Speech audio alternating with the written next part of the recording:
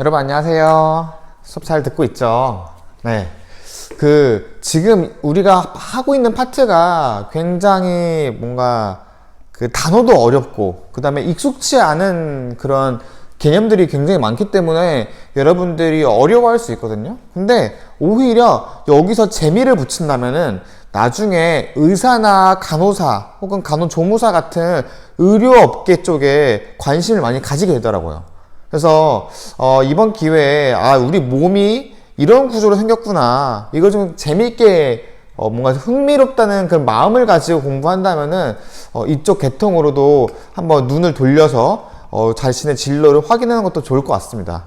만약 관심이 없다 하더라도 이 정도는 기본 상식으로 알아두어야 나중에 우리 몸을 스스로 관리할 수 있기 때문에 여러분들 공부를 위해서가 아니라 내 몸을 위해서 배운다고 생각하고 열심히 공부하시기 바랍니다.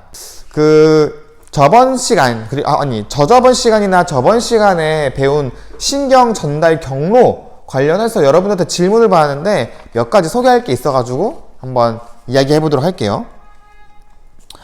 3학년 2반 변화로 학생이 눈에 후레쉬를 비추면 동공이 작아지는 게 아닌가요? 라고 얘기했는데 맞아요. 눈에 후레쉬 비추면 동공 작아지죠. 근데 아마 선생님이 영상에서 말 실수를 했던 것 같아요. 동공이 커진다고. 작아지는 겁니다. 아로 학생 고마워요. 다음에 오면 나한테 사탕 달라 그래. 자, 그리고 아로 학생이 조건반사랑 무조건반사가 뭐가 다르나요? 라고 물어봤어요.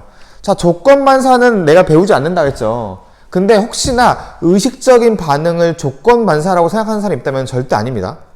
의식적인 반응은 의식적인 반응이고, 무의식적 반응 중에 조건반사랑 무조건반사가 있는데, 그냥 간단하게 말하면은 조건반사는 이전에 경험했던 것들이 무의식적으로 흘러나오는 이런 행동들을 조건반사라 그래요. 가장 대표적인 예가 파블로프계의 실험이죠. 개한테 먹이를 줄 때마다 종소리를 땡땡땡 하면은 강아지가 확 와가지고 막 먹어. 근데 다음날 땡땡땡땡 먹을 건 안 주고 땡땡땡땡 종소리만 들려. 근데 강아지는 종소리네? 먹을 거 주나 보다. 그래서 막 달려와서 막 침을 흘린대. 이게 바로 조건 반사인 거예요. 걔가 침을 흘리고 싶어서 흘리는 게 아니라 과거의 종소리에 의해서 침을 흘렸던 경험이 내재되어 있기 때문에 종소리만 들려도 무의식 중에 침이 흘리는 거, 이런 것들이 조건 반사라고 합니다. 그러니까 조건 반사가 간단하게 말하면 이건데, 무조건 반사는 그런 경험이 없죠. 그런 경험 없이 그냥 어디 툭 치면 다리 쭉 올라오는 거, 이런 걸 무조건 반사라고 하고, 과거의 경험에 의해서 내 몸속에 배어있는 것들, 이런 것들을 조건 반사라고 합니다. 좋은 질문이었어요. 자, 두 번째, 3학년 2반 이소망 학생이 다른 선생님들도 계시는데 구수라 선생님을 꼭 실험맨으로 사용한 이유가 뭐냐 물어봤어요. 선생님이 개인적으로 이수연 선생님이랑 구수란 선생님이랑 더 친한 이유가 저랑 셋이 공통점이 있어요. 일본어 반입니다. 일본어 반. 그래서 일본어 반 선생님들 따로 불러가지고 한 거고, 앞으로 계속 실험할 거 있으면은 다양한 선생님들 좀 모셔볼 예정이에요. 혹시 여러분들 이 선생님 보고 싶어요 라고 하는 분들 적어주면 제가 나중에 실험맨으로 데리고 오도록 하겠습니다.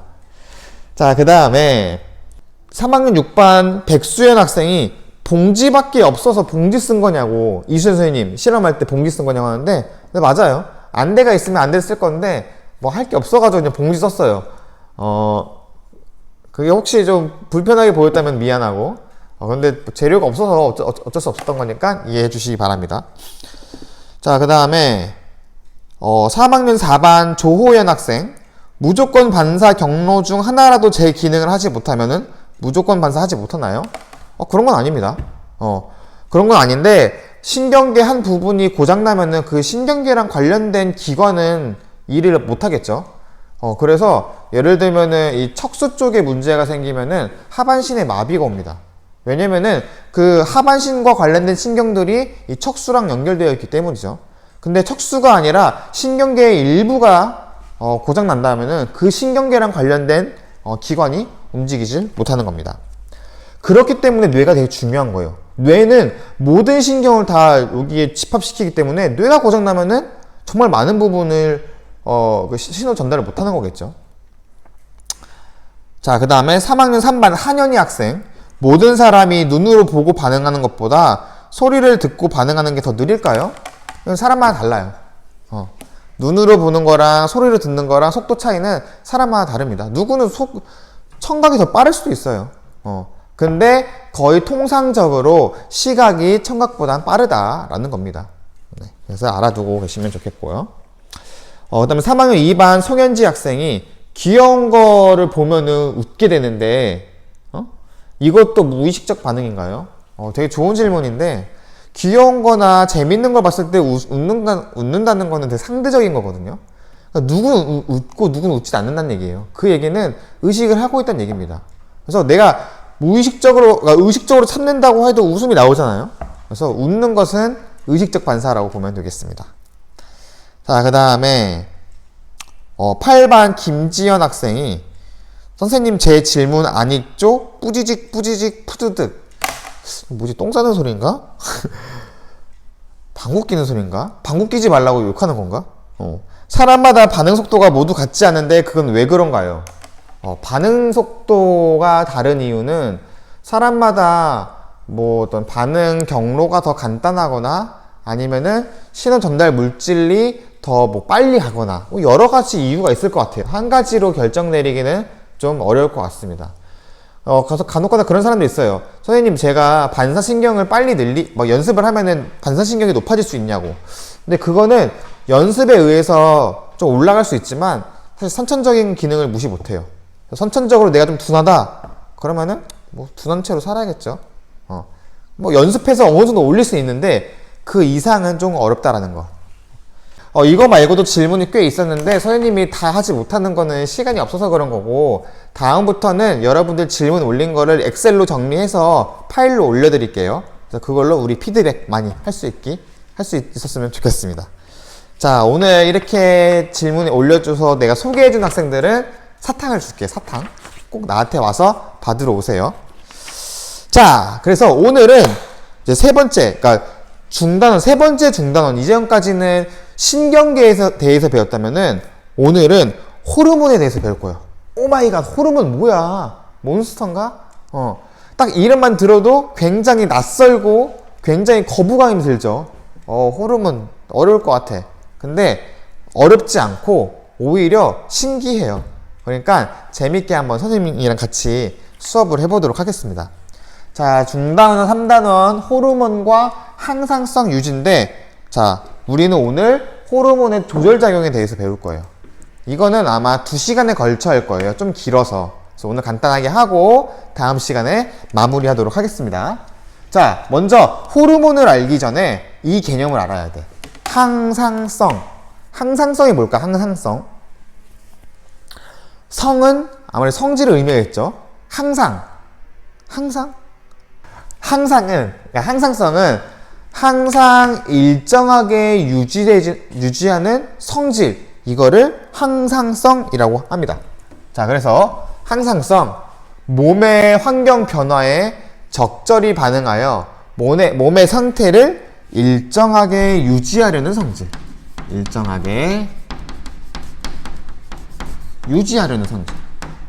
이거 필기하세요. 할 때 만약에 좀 빠르다 싶으면 잠깐 멈추고 필기해도 좋아요. 자, 여러분들, 이거 퀴즈! 삐요, 퀴즈! 자, 우리가 지금 배우고 있는 단원명 무엇일까요? 퀴즈에다가 적어주기 바랍니다. 우리가 배우고 있는 대단면명. 예전에도 질문했어. 너무 중요해. 뭐였지? 자극과 반응이었어. 이때 자극을 뭐라 그랬어? 선생님이 뭐라고 설명했지? 단지 누가 눌러주면 자극이라고 한 거 아니랬지. 자극이라는 거는 외부 환경의 변화라고 했어. 이게 자극이야. 그리고 반응은 외부 환경의 변화에 의해서 우리 몸이 변할 텐데 이거를 일정하게 유지하려는 어떤 그런 행동들을 반응이라고 했지. 자, 그럼 다시 나왔어. 이거 보자. 몸의 환경 변화. 이거 뭐라고? 이게 자극이야. 이 몸의 환경 변화에 적절히 반응해서 몸의 상태를 일정하게 유지시켜준다. 이게 뭐야? 이게 반응인 거야. 그래서 결국 이 자극과 반응은 항상성이랑 굉장히 연관되어 있어. 외부의 자극에 적절히 반응해서 우리 몸을 일정하게 유지시켜주는 것. 이것이 바로 항상성입니다. 자, 예를 들면 어떤 게 있냐면은, 자, 우리는 우리의 몸을 일정하게 유지시키려면은 가장 컨디션이 좋은 좋은 상태로 유지하는 게 목표겠죠? 자, 우리가 컨디션이 좋으려면은, 약간 배고픔도 없어야 돼. 근데 만약에 배가 고파. 환경이 변화됐어. 배가 고파. 그럼 어떻게 해, 우리? 밥을 먹잖아. 밥을 먹어서 든든한 상태로 만들어주기 위한 행동을 우리가 하죠. 그러다가 밥을 먹는데 너무 많이 먹었어. 막 배불러. 그럼 어떻게 해, 우리가? 소화시키려고 하지. 소화시켜서 딱 적당한 상태를 우리가 유지하려고 하잖아. 배고프면 먹고, 배부르면 운동하고. 이렇게 우리가 움직이면서 가장 좋은 상태를 일정하게 유지하려고 한다고. 우리도 모르게. 또 예를 들면 뭐가 있냐면은, 만약에 내가 지금 교실에 있는데 너무 더워. 너무 덥다. 그럼 못 틀어. 에어컨 키지. 덥다는 얘기는 내 온도가 올라갔다는 얘기잖아. 이 온도를 낮추기 위해서 에어컨을 키는 거야. 근데 만약에 너무 추워. 교실은 너무 추워. 그럼 뭐 하지? 우리가 온도를 높이죠. 히터를 키죠. 그래서 다시 떨어졌던 온도를 위로 올려준단 말이야. 이렇게 더우면은 춥게 하고, 추우면은 덥게 하고, 이렇게 일정한 상태로 유지시키려는 성질을 바로 항상성이라고 하는 겁니다. 무슨 말인지 알겠나요? 그래서 항상성은 자극에 적절히 몸의 환경 변화에 적절히 반응하여서 몸의 상태를 일정하게 유지시켜주는 게 바로 항상성이다. 이게 너무 중요합니다. 이 개념을 아주 잘 짚고 넘어가기 바랍니다. 자, 이 항상성을 이제 우리가 배웠는데, 이렇게 몸의 환경 변화에 대응해서 우리 몸을 일정하게 유지시켜주는 방법이 저번 시간에 배운 신경입니다. 신경. 우리가 누가 꾹 눌렀어. 누르면은 뉴런 통해서 신경 전달을 하고, 신호 전달을 하고, 우리가 반응을 하죠. 이렇게 신경계를 이용해서 우리가 우리의 몸을 일정하게 유지시키기도 하는데, 신경계 말고 또 다른 방법이 있다고 합니다. 그것이 바로 호르몬이에요. 자극에 반응할 수 있는 방법, 두 번째 방법. 이게 바로 호르몬입니다. 호르몬? 되게 낯설죠? 낯익은 사람도 있어. 뉴스에 많이 나오니까. 이게 호르몬이 뭐냐면은, 정의를 해볼게요. 호르몬은 세포기관으로 신호를 전달하는 물질.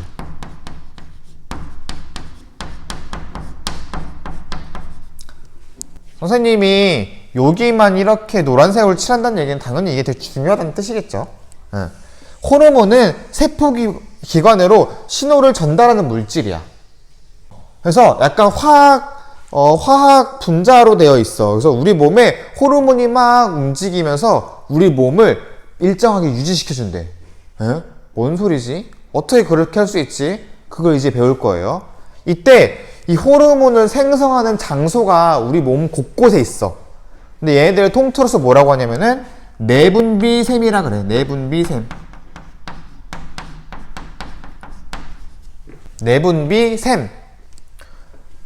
선생님, 내분비샘은 무슨 뜻이에요?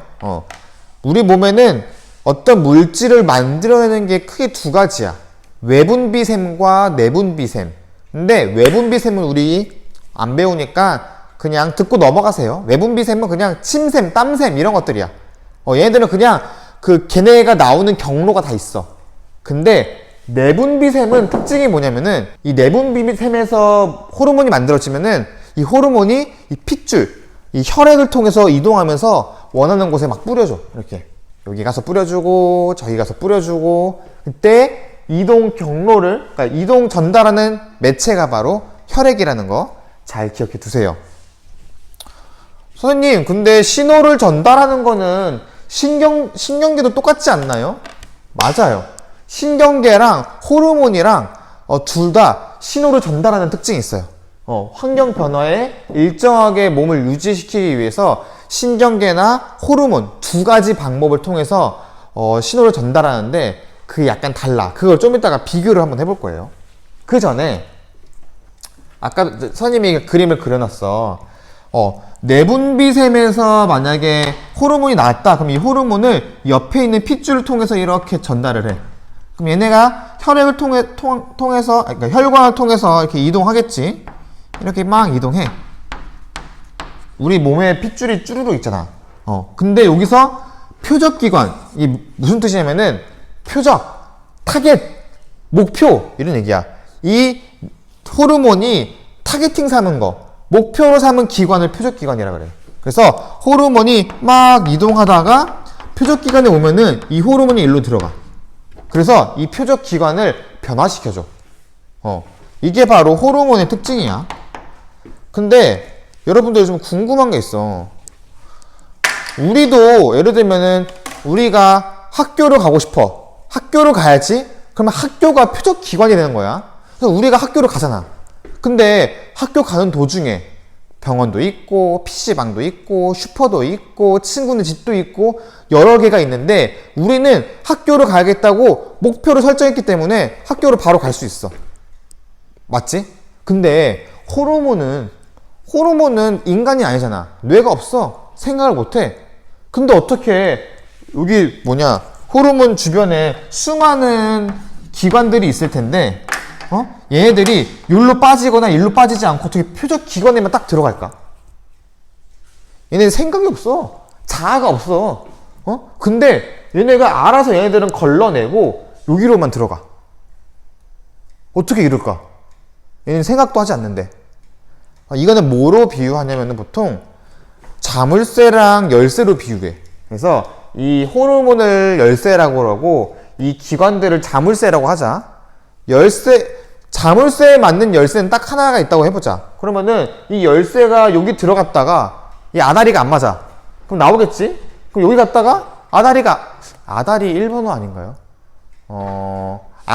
그러니까 안 맞아. 그래서 딴 데 갔다가 또 들어가는데 또 안 맞아. 했는데 이젠 여기 이제 그 자물쇠로 들어가는데 딱 맞아. 그럼 열리면서 반응을 하는 거야. 이런 원리로 호르몬들이 표적 기관으로 이렇게 호르몬을 전달시킬 수가 있어. 신기하죠? 그러니까 열쇠랑 자물쇠로 많이 비유합니다. 이게 호르몬의 원리야. 근데 이 신경계랑 차이점이 뭐가 있냐면은 신경계는 어떤 특징이 있냐면은 이렇게 이거 뭐야 이거? 내가 뭐 그리는 거지? 뉴런이죠. 신경계 같은 경우는 이렇게 뉴런을 통해서 표적기관으로 바로 가. 이 반응기관으로 바로 가. 근데 호르몬 같은 경우는 혈액을 타고 뉴런이 아니라 혈액을 타고 쭉 천천히 가다가 자기가 원하는 곳에 이렇게 혈액에서 나와가지고 표적기관에 호르몬을 전달해. 이게 신경계랑 호르몬의 가장 큰 차이점입니다. 이 차이점을 선생님이 표로 한번 보여줄게. 표로 한번 비교를 해볼게. 한번 같이 봅시다. 자, 그러면은 호르몬과 신경계의 공통점과 차이점을 함께 보도록 할 거예요. 그냥 호르몬만 외우면 어렵지만 우리가 이전에 배운 신경계랑 비교해서 공부한다면은 훨씬 이해가 잘 갈 겁니다. 중요한 건 둘 다 뭐냐? 둘 다 외부의 환경에 적응하기 위해서 몸의 변화를 일으키는 것, 일정하게 몸을 유지시키기 위한 방법으로 이 신경계랑 호르몬을 배우고 있다는 거, 이걸 잘 기억하고 따라오시기 바래요. 자, 그래서 호르몬과 신경의 공통점은 뭐냐? 우리 몸에서 신호를 전달하고 조절한다. 뉴런도 아까 봤지만, 그러니까 신경계도 아까 봤지만 뉴런을 통해서 전기적 신호를 전달하죠. 그래서 우리가 반응하게 하죠. 전기적 신호를 전달해서 우리의 몸을 변화시켜. 호르몬도 마찬가지야. 호르몬도 내분비샘에서 나온 게 혈관을 통해서 신호를 전달해. 그 다음에 표적기관에 이 호르몬을 뿌리면서 조절을 한단 말이야. 신경계와 호르몬계, 그러니까 신경과 호르몬은 둘 다 신호를 전달해서 몸을 조절한다는 특징이 있어. 근데 이제 차이점이 좀 있어. 이 차이점을 굉장히 잘 알아둬야 돼. 차이점. 둘 다 신호를 전달하는데 어떤 차이가 있냐? 첫 번째, 호르몬은 전달 매체. 누가 전달해줘? 누가 전달해줘? 혈액이 전달해주지. 호르몬은 혈액이 전달을 해줍니다. 반면에 신경계는 누가 전달해? 신경계는 찌릿찌릿 뉴런이 전달하죠. 뉴런들이 전달한다는 거. 자, 이때 호르몬과 신경의 전달 속도 봅시다. 누가 빠를까? 혈액을 통해서 가는 게 빠를까? 아니면은 신경 뉴런 통해서 가는 게 더 빠를까? 우리 막 그때 배웠잖아. 의식적 반응도 바로 팍팍팍 그 떨어지는 거 확 잡고 듣는 것도 확 잡고 신경은 되게 빨라. 엄청 빨라. 근데 호르몬 같은 경우는 얘네가 혈액을 타고 쭉 이동해가지고 글로 가야 돼. 우리 몸에 혈관이 얼마나 많은데 길도 엄청 많고 상대적으로 이 호르몬은 좀 속도가 느려요. 그래서 호르몬은 상대적으로 느리고 그다음에 신경은 훨씬 빠르다. 그래서 가끔 우리가 키가 잘 안 크면 성장 호르몬 막 우리 몸에 맞지? 그 맞는다고 바로 키 크지 않잖아. 성장 호르몬을 꾸준히 맞고 천천히 좀 시간이 지나야 조금씩 키가 큰단 말이야. 그래서 성장 호르몬은 이 혈액을 통해서 이게 이동하기 때문에 전달 속도가 조금 느려요. 세 번째, 효과. 신경과 호르몬을 보면은 신경은 그냥 팍 하면은 그때만 확 변해. 슉슉. 그때 변해. 근데 일시적이야. 근데 호르몬은 천천히 가는 대신에 이 호르몬이 계속 나와가지고 계속 호르몬을 주니까 얘네들은 상대적으로 좀 지속적이야. 효과가 지속적이야. 그래서 호르몬은 효과가 지속적으로 나타난다. 반면에 신경은 효과가 일시적이다. 미안해. 이렇게 일시적으로 확 그때 움직인단 말이야. 반면에 호르몬은 혈관을 통해서 계속 꾸준하게 효과를 준다는 거. 그 다음에 작용 범위가 있는데 신경은 딱 움직이면 그 신경과 관련된 반응기만 움직여. 내가 손가락 움직여야지 손가락, 엉덩이 움직여야지 엉덩이. 근데 이 호르몬은 이쪽과 관련된 기관 다 전체적으로 그러니까 신경은 딱 이 부분만 신경을 준단 말이에요. 전달한단 말이에요. 신호를. 근데 이 호르몬은 이 표적기관 이 전체에다가 영향을 미쳐. 그래서 호르몬은 작용 범위가 넓다. 상대적으로 신경은 좁다. 이런 게 있어요. 그래서 예로는 호르몬 같은 경우는 이제 성장할 때 많이 성장하거나 발달할 때 이 호르몬이 많이 작용해. 그래서 지금 아마 선생님보다 너희가 지금 훨씬 더 호르몬이 더 많이 분비되고 그 다음에 그걸로 인해서 반응이 훨씬 높을 거야. 키가 크고 있으니까. 선생님 이제 키가 안 커? 키 크고 싶은데 선생님이 키가 지금 한 187 정도 되거든? 더 크고 싶은데 안 돼. 가짜야, 뻥이야. 187 안 돼요. 자, 그 다음에 신경은 이제 일시적인 반응, 신속한 반응에 많이 사용이 되지. 그래서 신속한 반응.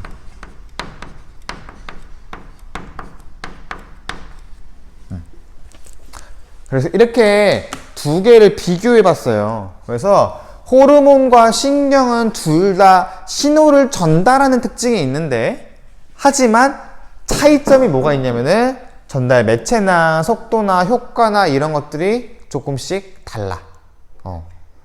그래서 그래서 우리 몸이 환경의 변화에 대응하기 위해서는 신경과 호르몬 두 개를 사용하는구나. 이것을 잘 알아두면 되겠습니다.